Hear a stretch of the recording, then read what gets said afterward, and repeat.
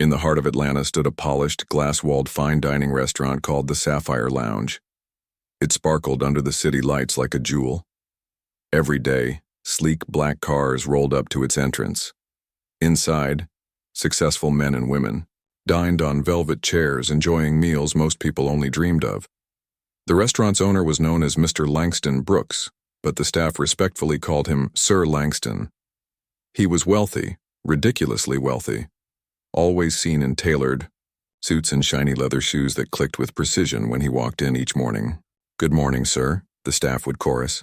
"Carry on," he'd reply with a nod, speaking little, observing much. His presence was calm but commanding. Sir Langston drove a sleek Obsidian Range Rover, detailed to perfection. He employed over 50 workers, cooks, waiters, hosts, and janitorial staff. But behind all the polish and power, something unexpected was about to unfold. It was a quiet Thursday night. The Sapphire Lounge had just closed its doors. The jazz music had faded, the last of the guests had left, and the remaining staff were cleaning up. Sir Langston stepped out of his office, unbuttoning his jacket and sighing as he descended the marble steps. He tapped his car key. The SUV beeped to life. But then, something caught his eye. A woman stood silently near his car, not directly beside it, but close enough to be noticed. She wore the standard brown and cream cleaner's uniform of the restaurant. Her arms were folded across her stomach, eyes fixed downward. Sir Langston stopped walking, his brows pulling together. "Who is that?" he murmured under his breath. Only a few cleaners remained outside. She wasn't moving, just standing there like she was waiting, like she needed something. He approached her slowly. The night air was heavy. Something about the moment felt off. As he neared, she looked up briefly, then quickly lowered her gaze again. "You're with the janitorial team, right?" he asked. "Yes, sir," she replied softly. "My name's Aaliyah Monroe." Her voice trembled. She held her hands together tightly, as if to keep them from shaking. Sir Langston tilted his head, confused. "Why are you standing near my car?" Aaliyah bit her lip and exhaled. Then, in a small, almost breaking voice, she said, "Please, sir, I just wanted to ask you for a favor." He paused. Maybe she needed a raise. Maybe she had family trouble. He braced for the usual requests. But then she said, barely audible, "Can I take some of the leftover food home, if there's any?" Sir Langston blinked. "Just leftover food?" She nodded, eyes still downcast. "Yes, sir. That's all I need." Silence fell. A silence that sank deep into his chest. He looked at her again. Her uniform was clean but worn. Her shoes were scuffed. Her posture was small, but not weak, just worn out. There was something beneath her eyes, something he couldn't quite name. Maybe exhaustion, maybe pain. Finally, he gave a quiet nod. "Okay," he said, Aaliyah whispered. "Thank you, sir," and turned away, walking back into the kitchen. Langston remained beside his car, unmoving. He didn't unlock the door. He didn't start the engine. He just stood there. Something inside him had stirred, and he wasn't ready to name it yet. Sir Langston remained seated inside his parked SUV, engine off, headlights dimmed. His thoughts were spinning. Why would a staff member, someone who worked tirelessly, ask for leftover food instead of money or help? He closed his eyes and leaned back. But sleepiness never came. Aaliyah's voice lingered in his ears. Soft. Not timid, but tired. And her eyes. There had been something hiding there. Not weakness. Something else. Like grief trying to keep itself quiet. He checked the dashboard clock. 9:58 p.m. Still, he didn't drive off. "I need to understand," he murmured to himself. Why would a woman ask for scraps like they were a blessing? 10 minutes passed. Then the back kitchen door creaked open. It was Aaliyah. She walked out slowly, her hands gripping 2 small plastic bags. They weren't heavy, but she held them close like they were sacred. Without looking around, she started walking briskly down the street, Sir Langston ducked slightly, waiting until she was far enough away. Then, he turned the ignition quietly and rolled out of the lot, headlights still off. He stayed at a distance just far enough that she wouldn't hear the hum of his tires, but close enough not to lose sight of her. She walked with purpose. Quick, practiced steps. After 10 minutes, she boarded a beat-up yellow city bus. It was packed. Langston watched it drive off. For a moment, he considered letting it go, but then he turned his wheel and merged into the road, following behind. The bus snaked through rough neighborhoods, places where streetlights flickered or didn't work at all. Sir Langston kept close, navigating potholes, keeping his eyes fixed on the faded tail lights ahead. Half an hour passed. The bus finally groaned, to a halt at a quiet junction where the streets were unpaved and forgotten. Aaliyah stepped off. She adjusted the bags in her hands and started down a narrow dirt path. Langston pulled over, killed the engine, and stepped out.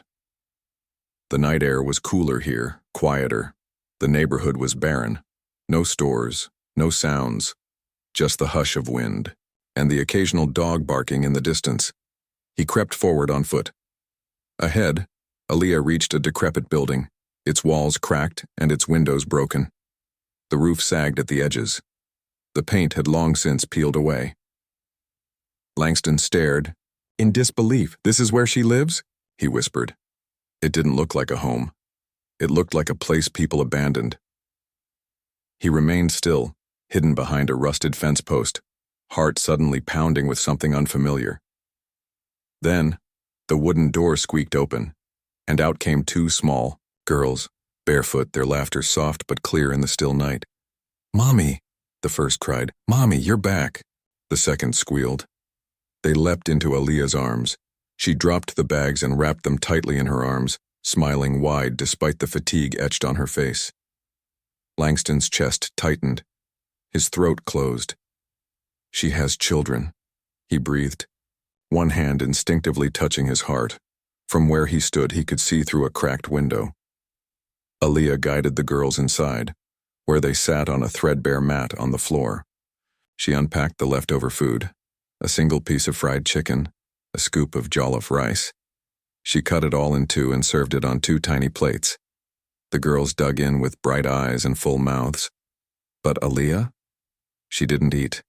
She just sat there, cross-legged on the floor, watching them. Smiling, Langston blinked rapidly. His eyes burned. She brought food, but didn't save even a bite for herself. He turned from the window, stepping back into the dark. Tears slid down his face before he even realized it. He turned again to look inside one more time. Aaliyah smiling gently as her daughters licked, their plates clean. Her face was calm, but her body looked tired, hollowed. Langston stood there staring at his reflection in the glass. The man who thought he had everything suddenly felt like he had nothing. He looked down at his polished shoes. They didn't shine anymore. He no longer felt powerful. He just felt small. Langston finally returned to his SUV. The gravel crunched beneath his steps, but the world around him stayed quiet. Only the chirping of distant crickets filled the air. He slid into the driver's seat, hands shaking slightly. He didn't turn the engine on. He just sat there, staring through the windshield at the dim outline of the broken house. In his mind, he could still see it clearly. Aaliyah sitting cross-legged on that bare floor, feeding her daughters with a smile, while her own stomach stayed empty. "I must do something," he whispered, gripping the steering wheel. "I can't just leave her like this." He turned on the engine and drove off slowly, casting one last glance at the fragile home in his rearview mirror. That night he couldn't sleep. The moment he closed his eyes, her face appeared, worn but calm. The quiet strength in her gaze haunted him. The way she'd cut the food in half without hesitation. The way she smiled, even though she didn't eat. All he could picture was that tiny piece of chicken and two little girls smiling through bites, unaware that their mother was starving herself to make them feel full. He tossed, turned, then sat up in bed and stared into the dark. The next morning, Sunlight crept through Aaliyah's cracked window. She stirred awake before dawn. Her daughters were still fast asleep, cuddled on the thin mat beside her. She brushed their curls with gentle fingers and whispered, "Time to wake up, angels." The girls blinked up at her with tired smiles. "Mama, are we going to school today?" "Yes, baby," she said softly. "Let's get you ready." She carried a plastic bucket outside, fetched some water, and poured it into a cracked basin. One by one, she washed the girls using a threadbare towel to dry them off, her hands soft and patient. Then she pulled out their small uniforms, faded from many washes, and dressed them carefully, making sure every button was straight, every crease smoothed out. She did their hair into 2 tiny puffs each, tied with worn ribbons she had hand-stitched herself. Back inside, she opened the plastic bag from last night. Only a spoonful of rice remained, just enough for the 2 of them. She heated it over a small flame on a rusty gas stove and served it on plastic plates. "Here, eat this before school," she said, placing it in front of them. The girls sat cross-legged, on the floor eating quietly. Aaliyah didn't touch any of it, she just watched them, her eyes smiling though her mind was elsewhere. Always planning, always worrying, always loving. When they finished, she packed their notebooks into old school bags and handed them each a tiny water bottle. Then they stepped outside together. The sun was starting to rise, golden rays shining through the narrow path. They walked hand in hand toward a small community school just a few blocks away. The walls were crumbling, and the fence was gone. But to her daughters, it was school. And that meant hope. When they reached the gate, Aaliyah knelt down and hugged them both tight. "Be good girls," she said, kissing their foreheads gently. "I'll be back to get you soon." The girls ran inside, laughing. She stood there watching them for a moment, heart aching but proud. Then she turned around and started the long walk back. It was time to get to work. By the time Aaliyah reached the Sapphire Lounge, the sun was high, and the air carried the aroma of spices and fresh bread. She tied her apron tight and joined the other cleaners inside. Without wasting a second, she swept the floor beneath every chair, mopped the gleaming tiles, and wiped down every tabletop until it reflected light like glass. Her hands moved with speed and precision. She didn't slack. She didn't speak much. But her presence was always calm, always kind. Other workers smiled at her as she passed. She smiled back. But none of them knew what that smile was hiding. In his office upstairs, Langston Brooks sat behind his mahogany desk, eyes fixed out the window. But he wasn't looking at the city skyline. His mind was back in that cracked little house. Back with those 2 little girls. Back with the woman who gave her all and asked for nothing. He hadn't told anyone what he'd seen. Not yet. He leaned forward slowly and picked up his phone. A few minutes later, his HR manager knocked and stepped inside. "Good morning, sir," he greeted. Langston didn't waste time. His tone was low but direct. "We need to do better." The HR manager blinked. "Sir?" "Our staff. Some of them are living through storms while serving smiles every day. And we're not seeing it." A heavy silence fell in the room. Then Langston added, "I want you to increase salaries starting this month. No one should go home wondering where their next meal will come from." The HR manager stood straighter, surprise flashing in his eyes. "Yes, sir, I'll get it done right away." Langston gave a short nod, then turned his chair toward the window again. As the door closed, he closed his eyes. And there she was again, Aaliyah, sitting on the bare floor, smiling as her daughters ate. She didn't even taste the food. She'd served joy while starving. Days passed, and every day Aaliyah came in early.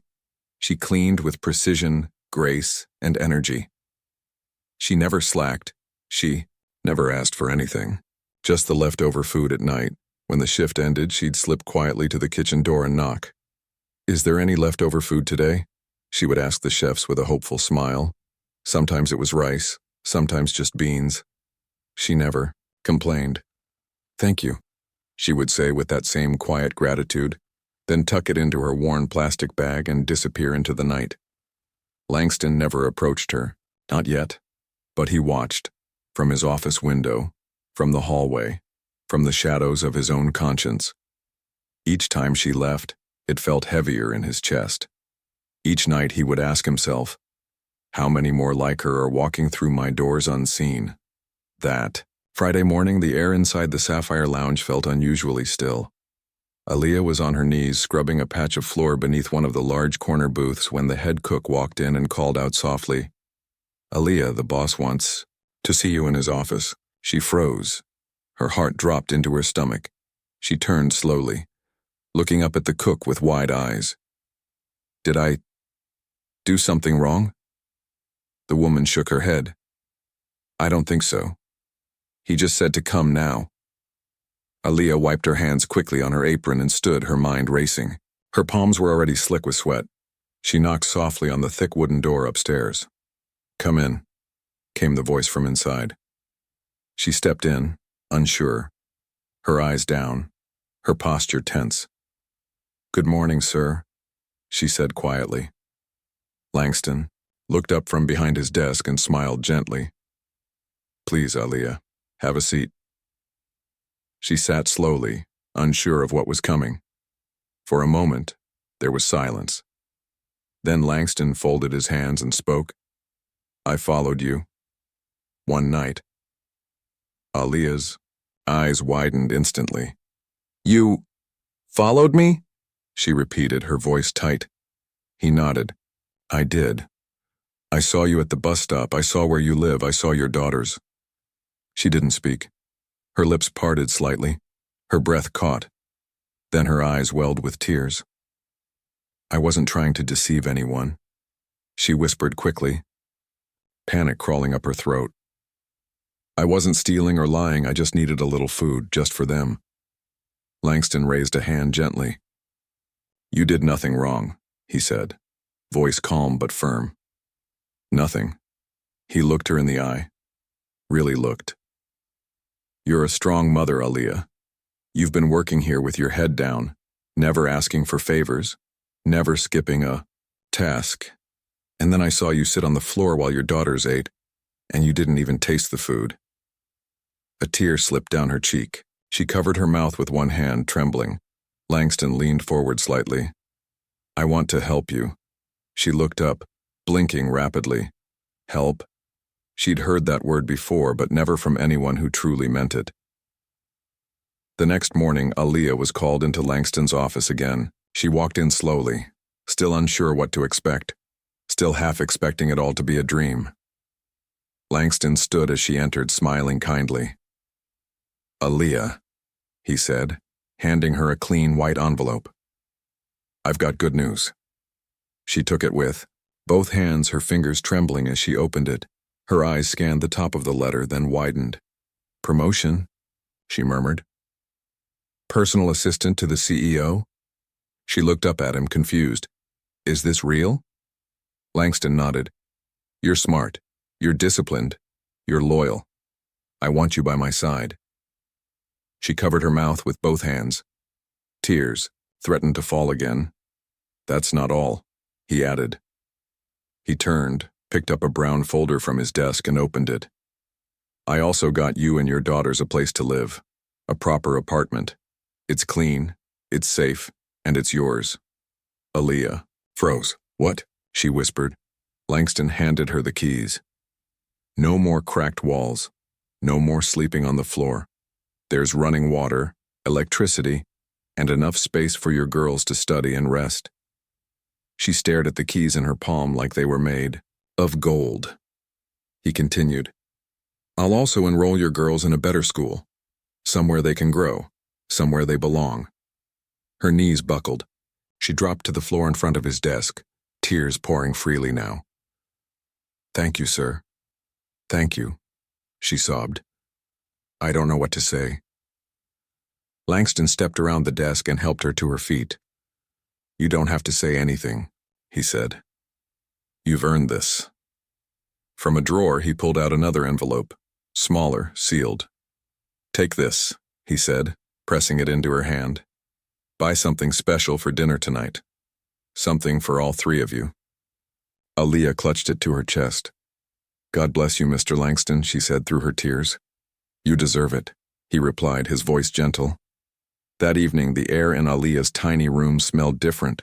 For the first time in months, it smelled like celebration. She stood over a small stove, gently stirring a pot of jollof rice. A real pot. Real rice. And next to it, several juicy pieces of chicken sizzled, their aroma filling the entire space like a blessing. Her daughter sat nearby on the mat, watching her with wide, gleaming eyes. Mommy, you bought so much chicken, the younger one exclaimed. Aaliyah turned and smiled, warmth spreading across her tired face. Yes, my love. Today we eat well. She served the food on 3 plates, one for each of them. The girls didn't wait. They dug in happily, their laughter bouncing off the walls. This is the best food I ever had, the older one said, mouthful. It tastes like heaven, the younger added. Aaliyah sat with them this time, her plate in her lap. She didn't say much. She just watched them, her eyes full, her heart fuller. She took a bite, slowly, purposefully. For the first time in a long while, she wasn't just feeding them, she was part of the meal. Tears sat quietly in her eyes, but she didn't let them fall. Not tonight. Tonight they ate not just food, but joy. The next morning, as the sun stretched across the sky, a sleek black car pulled up in front of their crumbling building. Aaliyah had just stepped outside, holding her daughter's school bags, when a well-dressed driver stepped out and smiled. Good morning, ma'am. Mr. Langston sent me. I'm here to take you to your new home. She stared at the man, stunned, then turned to her daughters. Go get your things, she said softly. We're moving. The girls squealed and ran inside, grabbing everything they had. The drive was quiet, but inside the car their hearts beat loud with excitement. The girls pressed their faces to the windows, giggling every time a tall building passed. When they arrived at the new apartment, Aaliyah stepped out first, eyes wide with disbelief. It was clean, fresh paint, secure windows, a real front door. Inside, there was furniture, a full kitchen, soft beds, even bookshelves. It wasn't grand, but it was beautiful. The girls ran from room to room. Mommy, I have my own bed, one shouted. Look at this kitchen, the other screamed. We don't have to sleep on the mat anymore. Aaliyah walked in slowly, taking it all in like it was a dream she was scared to wake from. She sat gently on the new living room chair, eyes scanning the ceiling. Then she whispered, Thank you, God. Thank you. Her journey wasn't over. But for the first time, it felt like the pain was behind her, and a new life had truly begun. The apartment was quiet except for the sound of laughter. Aaliyah sat on the soft couch in her new living room watching her daughters play on the clean tiled floor. They were tossing pillows, giggling like children should. No hunger, no worry, just joy. She leaned back and closed her eyes for a moment, letting the peace soak into her bones. Then her phone rang. She opened. Her eyes quickly checked the screen and smiled. It was Mr. Langston. She answered immediately. Good morning, sir. Langston's voice came through warm and calm. Aaliyah, I just wanted to check on you. How are you and the girls settling in? We're doing well, sir, she said, her voice filled with emotion. Thank you again for everything. There was a pause. Then Langston spoke again. Aaliyah, don't come to work today. Her eyes widened. Sir? Take the day off, he said gently. Enjoy your new home. Cook something sweet. Sit with your daughters. Today is for you. Aaliyah held the phone to her heart, lips trembling. Thank you, sir, she whispered. Thank you so much. You've earned it, he replied. Enjoy your day. The call ended, but her spirit was still ringing with gratitude. She stood and walked to the kitchen. It was spotless, with shining cabinets and working appliances. She opened a cupboard and took out fresh rice and vegetables. As she prepared the meal, her daughters danced around her. Mommy, what are you cooking? One asked. Our first meal in this house, she said with a warm smile. Something special. She took their little hands in hers. Before we eat, Aaliyah said. "Let's thank God again." They nodded solemnly. With eyes closed and hearts open, they whispered a prayer together. A prayer made not of fancy words, but of real, deep gratitude, because this wasn't just a new house, it was a new chapter. Aaliyah had walked through fire, poverty, hunger, loneliness. But she never gave up. She didn't steal. She didn't break. She worked hard. She prayed harder. She stayed kind. And someone saw her. Langston Brooks had everything, but it took one humble mother to remind him what real strength looked like. And that simple act of kindness, one decision to care, changed more than just a life. It restored dignity. It gave children back their childhood. It turned struggle into hope. This story reminds us that sometimes the people we walk past every day carry the heaviest burdens and never complain. That strength can wear a cleaner's apron and smile with tired eyes. That kindness, even from one person, can be the spark that lights up an entire family's world. If you've ever been in Aaliyah's shoes, keep holding on. If you're in a position like Langston's, don't look away, because one act of compassion can rewrite someone's future.